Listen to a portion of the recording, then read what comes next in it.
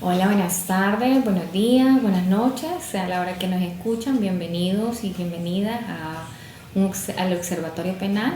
Hoy tenemos un episodio especial que exige un análisis cuidadoso, pausado y sobre todo comprensible para todos y todas. Nos adentraremos en las reformas penales recientemente aprobadas en este año 2025, revisando con detalles qué conductas regulan, cómo están construidos los tipos penales, cuáles son los verbos rectores y por qué estas acciones específicas son las que el legislador decide sancionar. Pero además de ver los artículos uno por uno, queremos explicarle algo fundamental que hay detrás de estas reformas, cuál es la política criminal que las orienta y qué elementos de la realidad social y delictiva del país ayudan a entenderla. Porque hablar del derecho penal no es solo hablar de penas, sino de decisiones estatales que buscan responder a fenómenos concretos. Exactamente. Es importante que el público comprenda que ninguna reforma penal aparece por casualidad. Toda modificación al Código Penal o al Código Procesal Penal surge de un conjunto de factores que influyen en la toma de decisiones. Entre ellas podemos mencionar las necesidades de la seguridad pública, especialmente cuando determinados delitos presentan incidencia significativa o generan preocupación ciudadana. El análisis de las cifras de criminalidad que permite identificar patrones, modalidades delictivas emergentes y delitos que requieran actualización normativa. Los cambios sociales y tecnológicos que obligan a ajustar las leyes a nuevas formas de interacción. Fraude electrónicos, delitos informáticos, nuevas formas de estafa, etc. Y por supuesto las decisiones de política criminal, es decir, las estrategias mediante las cuales el Estado decide prevenir, controlar y sancionar la delincuencia, fortaleciendo ciertos tipos penales o reduciendo las penas para algunas conductas. En esta reforma entonces son el resultado de esa combinación de elementos y por eso es tan importante explicarla no solo desde la letra de la ley, sino también desde su contexto. Y para lograrlo, hoy vamos a abordar todo el contenido de esta forma informativa, académica y neutral, sin juicios de valor. Solamente vamos a analizar artículo por artículo, explicando qué decía cada norma, cómo está redactada ahora, qué pena se imponía y la pena que ahora tenemos. Sobre todo, qué conducta concreta sanciona, detallando el verbo rector que constituye el núcleo del tipo penal.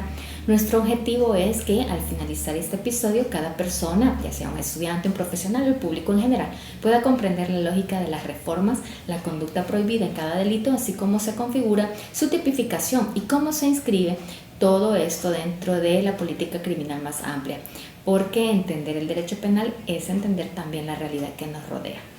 ¿Por qué se producen estas reformas? Antes de entrar del delito por delito, expliquemos al público qué es la política criminal. La política criminal es el conjunto de estrategias, decisiones y medidas con las que un Estado busca prevenir el delito, sancionarlo adecuadamente y proteger la sociedad, incluyendo no solo la pena, sino también la forma de investigar las instituciones de los programas de prevención y el sistema penitenciario. Cuando hablamos de reformas penales estamos viendo la parte normativa de esa política criminal. En El Salvador durante los últimos años se ha observado un interés en fortalecer la respuesta penal a delitos graves, aumentando en la demanda social la seguridad y el control del crimen, la necesidad de actualizar figuras penales que con el paso del tiempo podrían quedar desfasadas. También se han identificado conductas que causan fuerte impacto en la población, como los homicidios, delitos sexuales, estafas sofisticadas, robos con violencia y delitos patrimoniales relacionados con mercados ilícitos. Las reformas buscan ajustar las penas para alinearlas con estrategias a la realidad. En este contexto, la Asamblea Legislativa aprobó reformas que incrementan rangos de pena y precisamente ciertos delitos. Ahora sí vamos a explicar cómo queda. Antes de entrar a revisar cada uno de los delitos y comparar las penas anteriores con las actuales, necesitamos detenernos en una pregunta clave: ¿por qué se producen estas reformas penales? Las leyes no cambian de manera aislada, responden a algo más profundo, y ese algo es lo que llamamos política criminal. La política criminal es en esencia el conjunto de decisiones estratégicas y medidas mediante las cuales un Estado enfrenta los fenómenos delictivos. No se limita a poner penas más altas, sino que incluye cómo investigar el delito, cómo actúa la política, como funcionarios y tribunales administrativos, cárceles y la realidad en la comunidad. Exactamente, cuando hablamos de política criminal, hablemos de una visión integral del sistema penal. El Estado analiza la realidad social, identifica los delitos más afectados a la población, estudia cómo están involucrados las conductas delictivas y decide qué ajustes normativos son necesarios. En estos últimos años, El Salvador ha observado varios factores que ayudan a entender la motivación detrás de esta reforma. Un interés de los enfoques penales. También el crecimiento de los delitos. Con el paso del tiempo habían quedado desfasados o no contempladas en nuevas reformas de la comisión de un delito.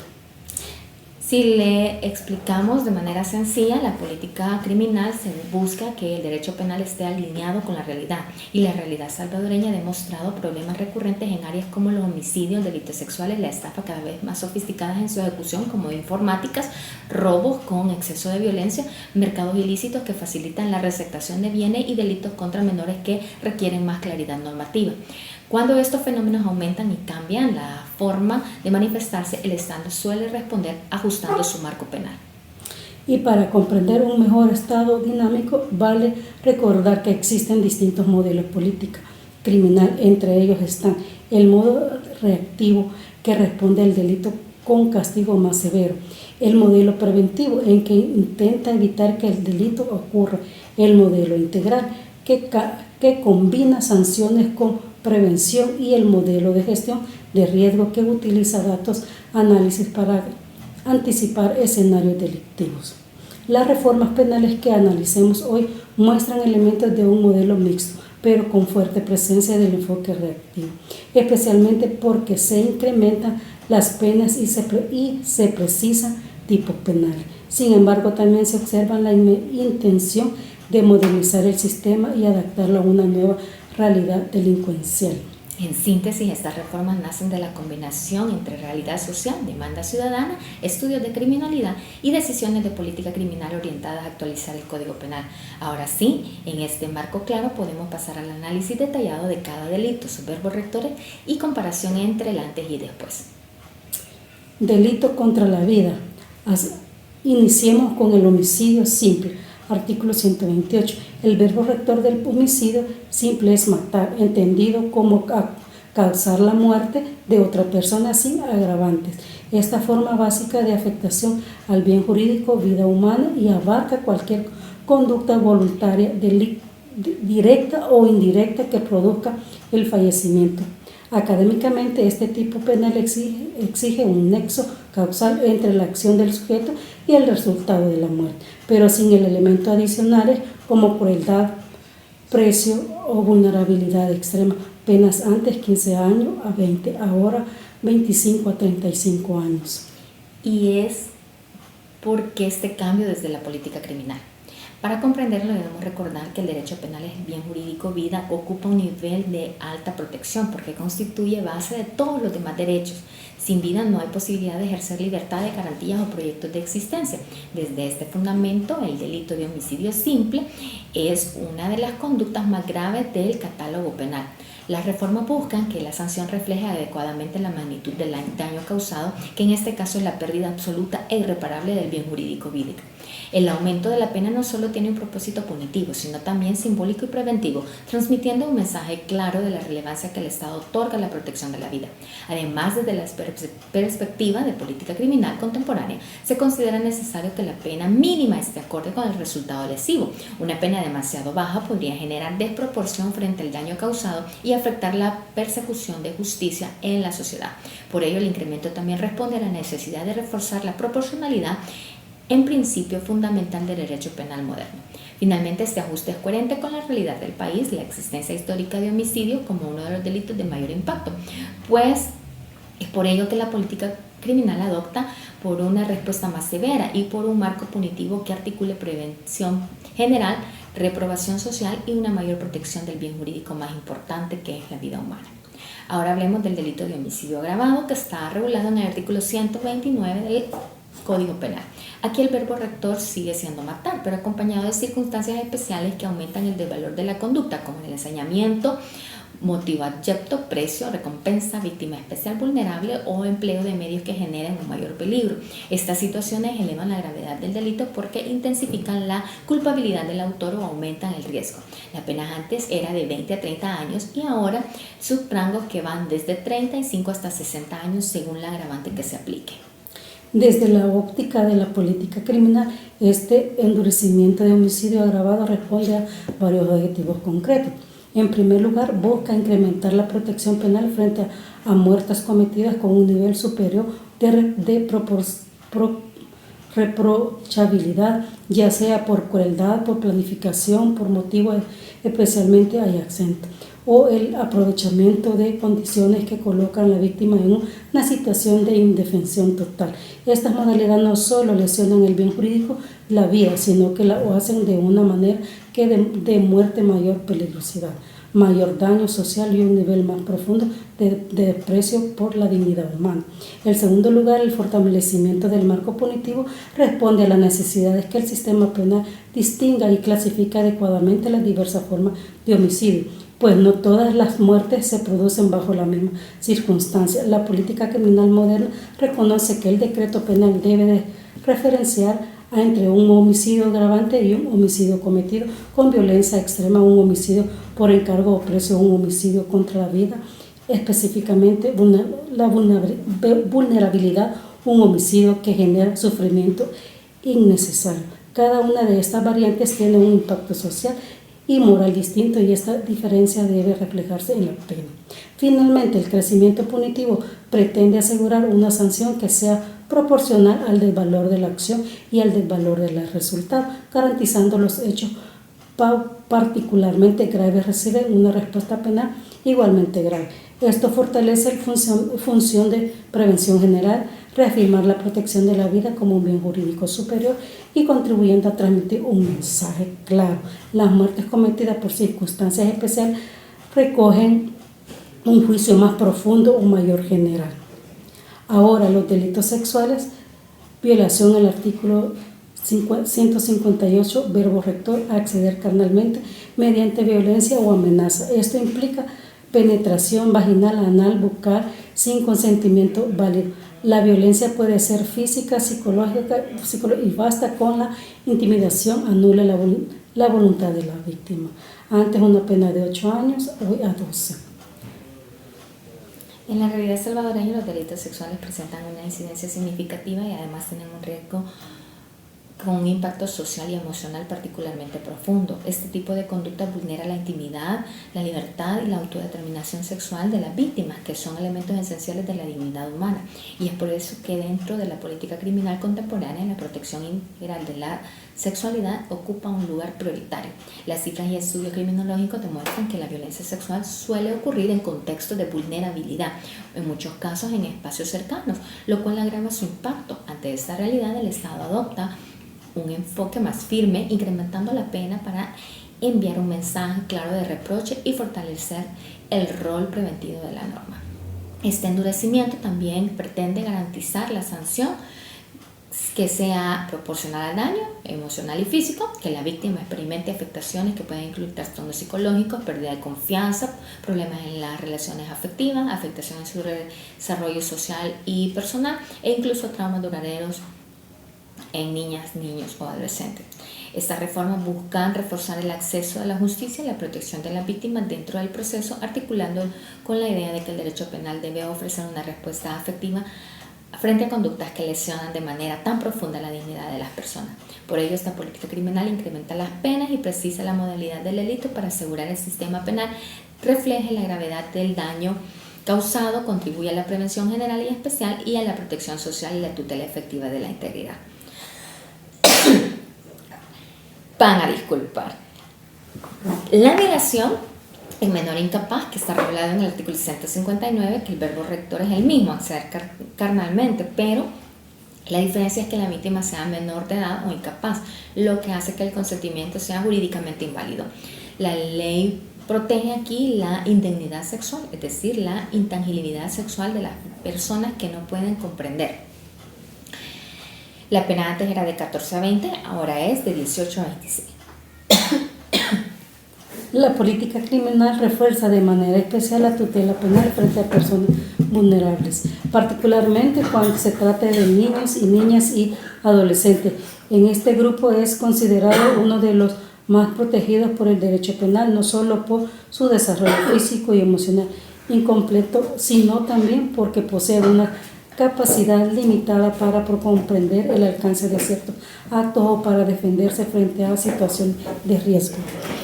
El aumento de penas responde precisamente a esa necesidad de brindar una protección reforzada, asegurando que el sistema penal desinvestigue con mayor contundencia los delitos cometidos contra menores. Desde la perspectiva criminológica, los delitos sexuales contra personas menores de edad generan un daño que suelen ser más profundo, de carácter duradero, afectando su autoestima, confianza y su integración social futura. Además, el derecho internacional, a través de instrumentos con la Convención sobre los Derechos del Niño, exige a los estados adoptar medidas legislativas, administrativas y penales que garanticen la protección integral de la niñez. Las reformas penales en este sentido son una vía viable para fortalecer los derechos de los menores cuando son cometidos a ciertos delitos. La elevación de la pena también busca transmitir un mensaje simbólico de alta relevancia, que cualquier afectación sexual contra menor es considerada para el Estado como un ataque especial agravada contra la indignidad humana. Merece una respuesta penal más severa. Con ello se busca solo castigar, sino también prevenir, desistir conductas generadas por un estándar de protección más alto, a quienes pueden verse penalmente de los mismos. La agresión sexual en menor incapaz, en el artículo 161, aquí el verbo rector es realizar actos sexuales que no llegan a ser acceso carnal. Esto incluye tocamientos, actos ilícitos y cualquier conducta que finalice sexual realizada sobre menor incapaz, las penas de 10 a 14 horas, de 10 a 15 años. La reforma incorpora expresamente que este delito puede cometerse con o sin violencia y que es sumamente relevante desde la perspectiva de la protección de los menores incapaces. Esta ampliación normativa refleja una comprensión más actualizada de los riesgos a los que son expuestos, especialmente porque en muchos casos los agresores no utilizan fuerza física directa, sino que se valen de la manipulación emocional, el engaño, la intimidación, la coerción psicológica o el abuso de confianza. En la práctica, los delitos sexuales contra menores suelen ocurrir en contextos donde el agresor tiene algún tipo de proximidad, ascendencia o autoridad sobre la víctima, familiares, cuidadores, docentes, entrenadores, líderes comunitarios, entre otros. En estos entornos la violencia física no puede estar presente, pero la asimetría de poder es suficiente para anular la voluntad del menor y colocarlo en una posición en donde no pueda resistir. Al permitir que el delito se configure aún sin violencia, la ley reconoce que la afectación a la indignidad sexual puede darse a través de conductas aparentemente no violentas, pero igualmente dañinas, invasivas y traumáticas. Este enfoque moderno es considerado como parte de los estándares internacionales de protección a la niñez, en donde se establece que la agresión sexual incluye toda forma en cualquier contacto sexual impuesto, independientemente de la fuerza utilizada. En conclusión, la reforma fortalece la tutela penal al adaptarse a la realidad criminológica, en donde gran parte de las agresiones sexuales a menores se cometen aprovechando la vulnerabilidad y no necesariamente mediante violencia, como está actualmente el tipo penal. Cubre un aspecto más amplio de las conductas y asegura una protección más efectiva. Ahora el delito de estupro, que está en el artículo 163. El verbo rector es acceder carnalmente por medio de engaño, seducción, aprovechándose de inexperiencia de una persona mayor de 15 y menor de 18. No requiere una violencia, basta con la manipulación emocional o la ventaja psicológica. La pena anterior era de 4 a 10 años, ahora es de 5 a 13 años. Aquí la política criminal busca desalentar de manera contundente las relaciones en que un adulto se aprovecha de una inmadurez, la falta de experiencia o la vulnerabilidad emocional de un adolescente. Este tipo penal parte de la premisa de que, aunque exista experiencia de consentimiento, la persona menor de edad no posee la madurez psicológica necesaria para comprender plenamente el impacto emocional sexual de la conducta.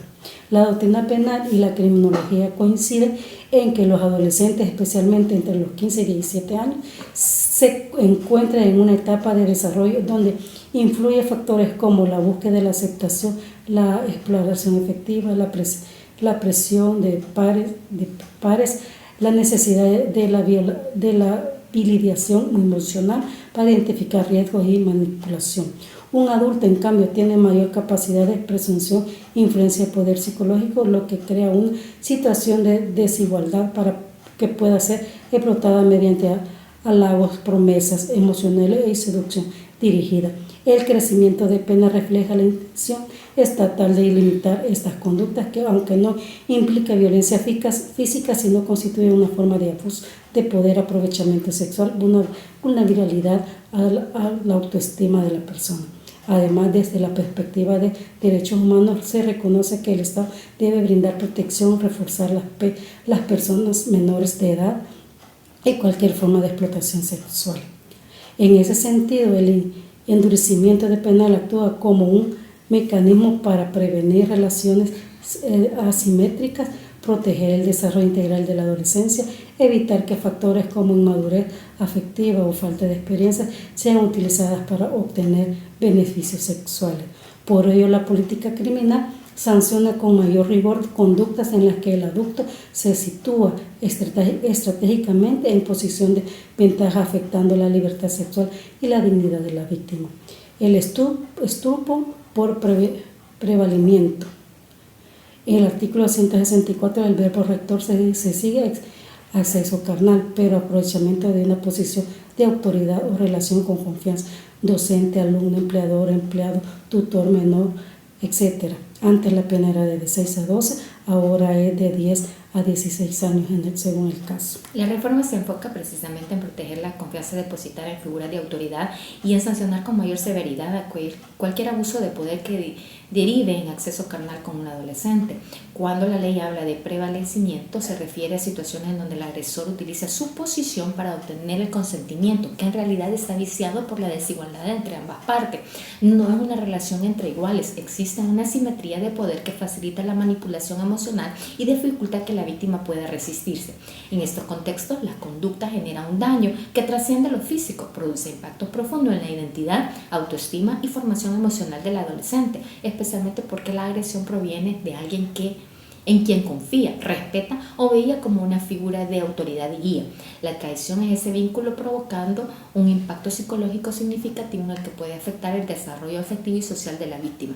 Además, el abuso de autoridad en el ámbito sexual vulnera la dignidad humana, porque instrumentaliza al menor para obtener un beneficio sexual, respondiendo por completo el deber de cuidado y protección que debería existir en este tipo de relación. La reforma, al aumentar las penas y precisar las modalidades, busca enviar un mensaje claro de la política criminal. Cualquier conducta que involucre desigualdad jerárquica, manipulación de confianza o abuso de autoridad merece un reproche reforzado, porque es un riesgo al desarrollo integral del adolescente y atenta contra la integridad y dignidad de la víctima en su etapa crucial de la vida. Ahora seguimos con los delitos contra el patrimonio, en este caso el hurto, en el artículo 205. El verbo rector es sustraer, es decir, tomar un bien jurídico sin violencia y sin consentimiento del dueño, cuyas penas llevan de 2 a 4 y ahora es de 6 a 8 años. Desde la política criminal, el hurto no se analiza únicamente como la simple sustracción de un bien ajeno sin violencia, sino como un fenómeno que tiene implicaciones amplias dentro del entorno social y económico. En muchos contextos, el hurto está asociado a mercados ilícitos, a redes de intercambio de bienes sustraídos y a circuitos informales donde los objetos hurtados se comercializan rápidamente, dificultando su recuperación y fomentando la continuidad del delito. En este tipo de criminalidad afecta directamente el patrimonio de la persona y comercios y también genera un clima de inseguridad cotidiana. Por eso el aumento de las penas busca desincentivar a la comisión reiterada de estos hechos, ya que el hurto suele prestarse patrones de incidencia y puede funcionar como puerta de entrada a delitos más graves dentro del ámbito patrimonial. Además, el hurto tiene un impacto particular en comunidades, sectores y económicos más vulnerables, donde la pérdida de un objeto, herramientas de trabajo o insumos y mercancías, aparatos eléctricos pueden representar un golpe significativo a la estabilidad familiar o laboral. Por lo tanto, la política criminal fortalece la protección del patrimonio como un bien jurídico esencial para la convención social. Al elevar las penas, el legislador busca también reducir los niveles de impunidad, ya que antes el castigo relativamente bajo podía limitar la efectividad de los medios preventivos y de la persecución penal. La reforma pretende que la pena sea más proporcional al impacto económico-social que produce el hurto y participar en distintos el patrimonio, el ajeno y respetar el bien jurídico de las personas. El hurto agravado, artículo 208 del verbo siguiente siendo el sustraer, pero con circunstancias agravantes de noches en esas habitaciones en grupo. La calamidad. La pena antes era de 5 a 8, ahora es de 8 a 10 y estas agravantes reflejan situaciones por el bien jurídico patrimonio que se ve afectado en condiciones de riesgo, vulnerabilidad y peligrosidad social, en la cual justifica una respuesta penal más severa. De igual manera, la comisión en casa habitada implica una afectación no solo económica, sino también emocional, porque invade un espacio íntimo que debería ser seguro, generando temor e inseguridad a quienes los habitan. Cuando el hurto se realiza en grupos, aumenta la peligrosidad de la conducta, ya que la participación de varias personas facilita la ejecución del delito, dificulta su descubrimiento y crea un escenario de mayor intimidación o amenaza para la persona o terceros. Asimismo, aprovecharse de calamidades en situaciones de emergencia como desastres naturales o crisis colectiva para sustraer bienes constituye un acto especial de gravedad moral, no solo porque afecta el patrimonio, sino que porque se traiciona la solidaridad social necesaria en momentos críticos, incrementando el daño moral y social en el hecho. Por estas razones, el legislador considera que estas circunstancias ameritan una protección reforzada y en consecuencia un aumento punitivo. La reforma busca que las penas sean proporcional al desvalor de la acción y que en estos casos es mayor debido a la forma de ejecución, en el contexto o los medios utilizados para cometer el delito.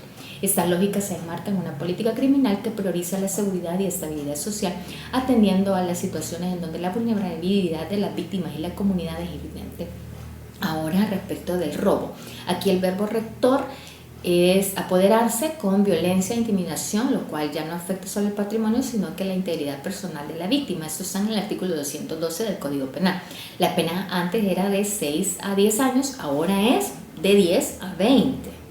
Por eso, desde la política criminal, el robo violento requiere una respuesta más contundente y diferenciada respecto de otras formas de afectación patrimonial, a diferencia del hurto, que consiste en la simple sustracción sin confrontación con la víctima. El robo introduce el uso de violencia física, amenaza o intimidación, la cual altera por completo la naturaleza del delito. Aquí no solo vulnera el patrimonio, sino también la integridad física y psicológica de la persona afectada. El daño generado por este tipo de conducta es especialmente grave porque la víctima experimenta un sentimiento de miedo, vulnerabilidad y pérdida de seguridad personal que puede perdurar mucho más allá del momento del hecho. Estos efectos psicológicos incluyen ansiedad, estrés, traumatismo, con desconfianza social y alteración en la vida cotidiana. Desde el punto de vista criminológico, el robo violento suele asociarse a dinámicas delictivas más complejas y en ocasiones la participación de un grupo o estructuras que operan en espacios públicos. Por ello, la política criminal busca desincentivar la nueva manera más fuerte de este tipo de conducta, evitando un mensaje claro sobre la necesidad de proteger no solo los bienes de las personas, sino también su bienestar físico y emocional.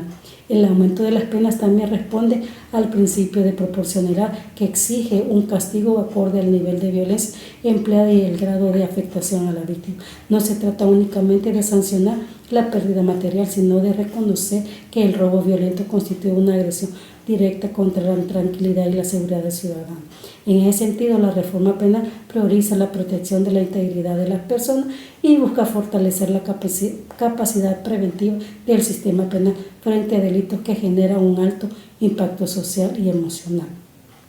Ahora hablaremos del robo agravado, regulado en el artículo 213 13 del verbo rector continúa siendo el apoderarse con violencia, pero con agravante. El uso de armas, actuar en grupo, interrumpir, causar lesiones. Antes la pena era de 8 a 12 y ahora es de 20 a 30 años. El incremento de la pena responde no solo a la gravedad propia del robo agravado, sino también a la frecuencia en la que esta modalidad ocurre en espacios públicos y el impacto que genera a la percepción de la seguridad de la población.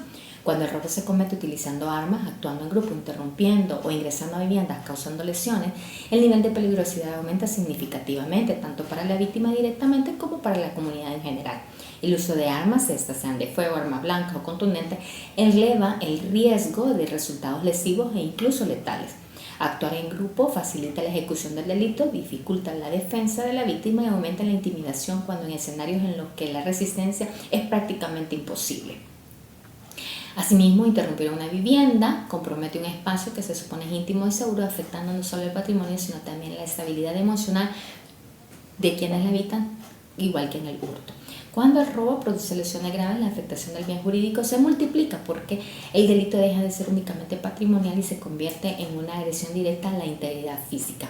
Desde la política criminal, agravar estas conductas es una manera de proteger el orden público y la convivencia social, pues delitos de esta naturaleza tienden a generar miedo colectivo, modifican rutinas diarias y reducen la sensación de tranquilidad en las calles, comercios y entornos residenciales. El aumento punitivo también se vincula en el principio de proporcionalidad y que estas conductas agravantes presentan un mayor desvalor de la acción y el impacto social más profundo de lo que requiere un reproche penal más elevado.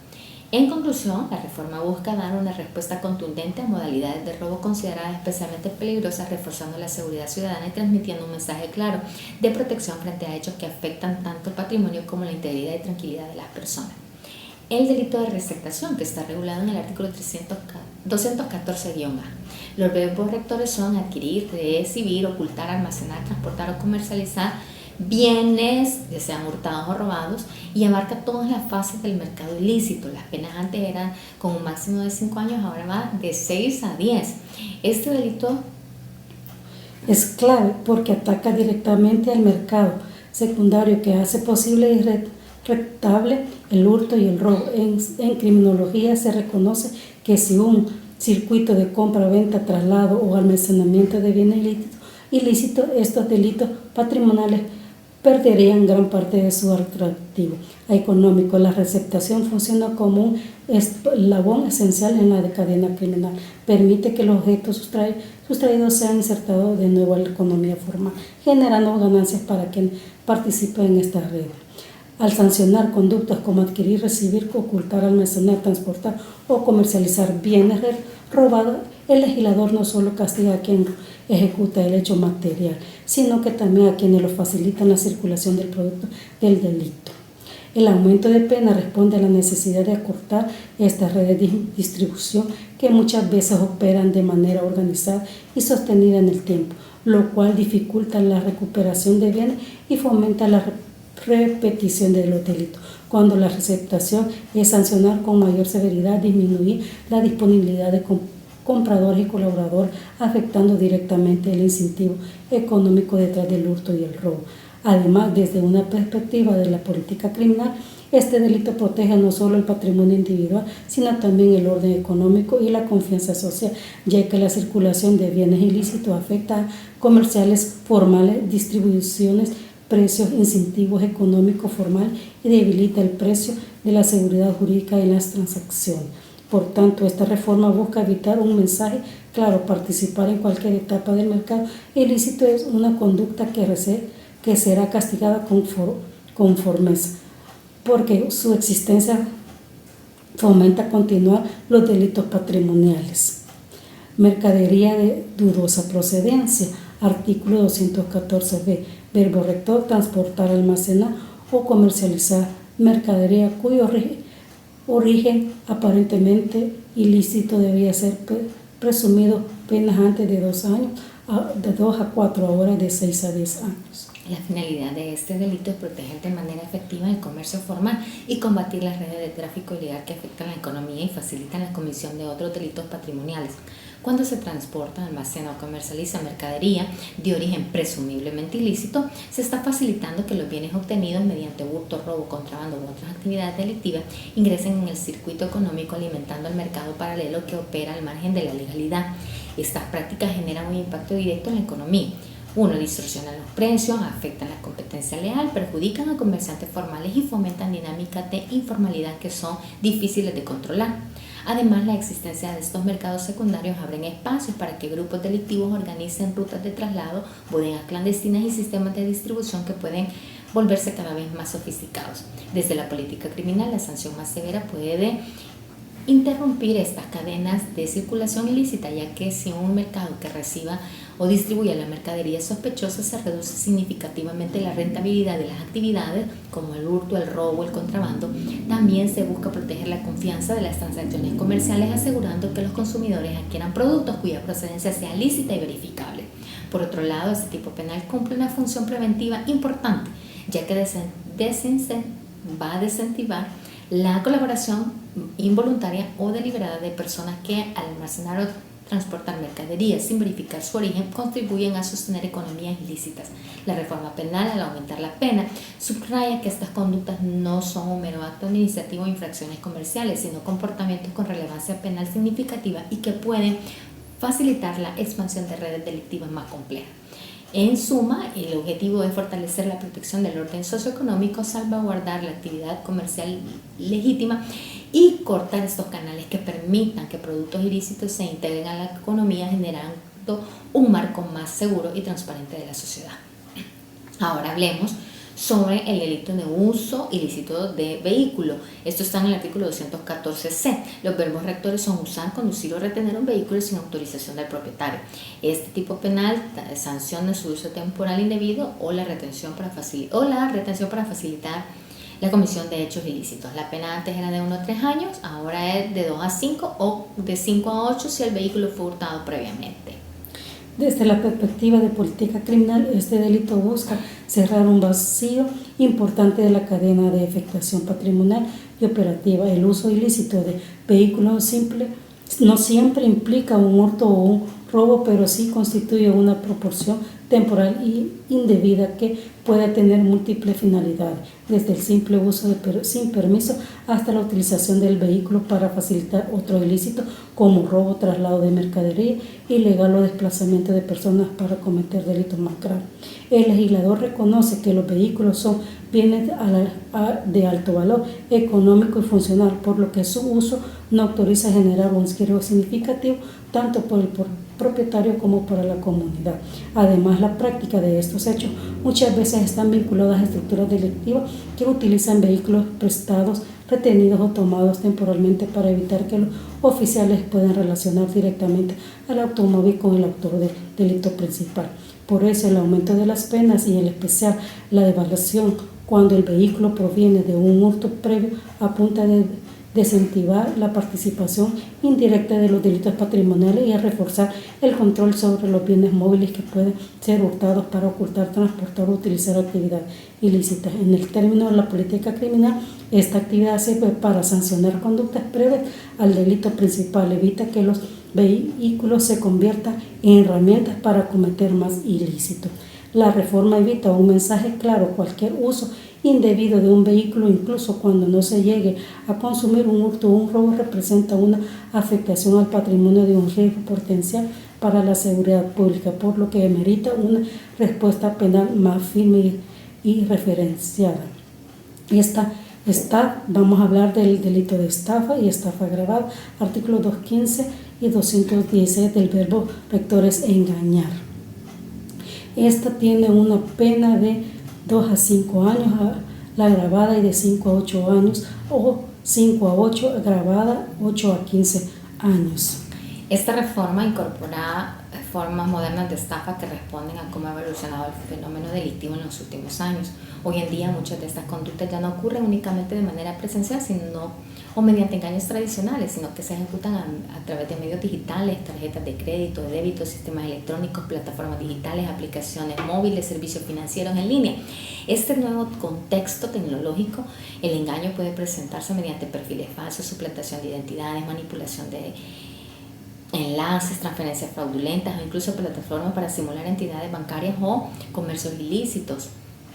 La ampliación del tipo penal y el incremento de las penas responde a la necesidad de que el sistema penal pueda cubrir esta nueva modalidad, que son más rápidas, más sofisticadas y muchas veces más difíciles de detectar. Además, la estafa digital puede afectar simultáneamente a un número amplio de víctimas, lo que incrementa el impacto económico y social de la conducta. Desde la política criminal, la incorporación de estas formas modernas tienen dos finalidades principales. Primero, proteger el patrimonio ciudadano en entornos digitales como un mecanismo tradicional de control con suficientes seguros y fortalecer la confianza en el sistema comercial y financiero, que son esenciales para el funcionamiento de la economía. Es por eso que el endurecimiento de la pena y la actualización del tipo penal busca enviar un mensaje claro de protección frente a los fraudes modernos y garantizar que el derecho penal responda a la dinámica. Los delitos vinculados con la administración de la justicia tenemos dilaciones procesales, artículo 306-A. Nuevo, los verbos rectores son redactar, obstruir o entorpecer o dilatar sin justificación válida el trámite de un proceso judicial. El tipo de sanción, la mala fe o la negligencia grave del funcionario que afecta a la administración de la justicia, pena de 4 a 8 años más inhabilitación. Su finalidad es mejorar la eficiencia judicial y garantizar que los procesos se desarrollen dentro de un plazo razonable, tal como lo exigen principios de celeridad, de debido proceso y acceso a la justicia. Las dilaciones indebidas afectan no solo la credibilidad del sistema judicial, sino también los derechos fundamentales de todas las personas involucradas. Las víctimas, los retrasos generan frustración, incertidumbre y revictimización. Para las personas imputadas pueden implicar una prolongación injustificada de restricciones o medidas cautelares, y para la sociedad en general produce una sensación de ineficiencia institucional. La política criminal reconoce que la administración de justicia debe ser ágil, imparcial y transparente, y cualquier conducta que retrase sin justificación un trámite procesal compromete la confianza de las instituciones. Por eso este nuevo tipo penal sanciona no solo la mala fe deliberada, sino también la negligencia grave, cuando el funcionario público incumple sus deberes esenciales y obstaculiza el avance normal del proceso. Su objetivo es generar un efecto preventivo dentro del sistema, recordando que el funcionario debe actuar de manera adecuada, y las entidades investigadoras es el pilar fundamental para garantizar la paz social y la vigencia del Estado de Derecho.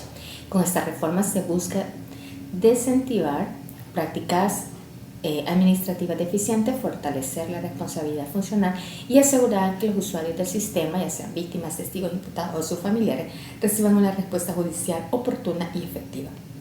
En síntesis, la tipificación de las dilaciones procesales pretende promover una justicia más eficiente, accesible y confiable, evitando que decisiones u omisiones arbitrarias comprometan la equidad y la legalidad de los procedimientos judiciales. La realidad, reformas y compromisos ciudadanos. La realidad salvadoreña en términos de criminalidad exige una actualización normativa. Los delitos contra la vida, la libertad sexual y el patrimonio tienen un fuerte impacto social. Por eso la política criminal adopta medidas más firmes en su sanción. Y en explicar los verbos rectores ayudamos a que la comunidad educativa y la ciudadanía en general comprenda exactamente qué conductas son las prohibidas, por qué están prohibidas y cómo se determinan las penas. Este episodio busca justamente eso, informar y explicar y acceder al derecho penal a la población. Gracias a todos por vernos y acompañarnos. Nos veremos en otro capítulo con otro tema de interés. Feliz tarde.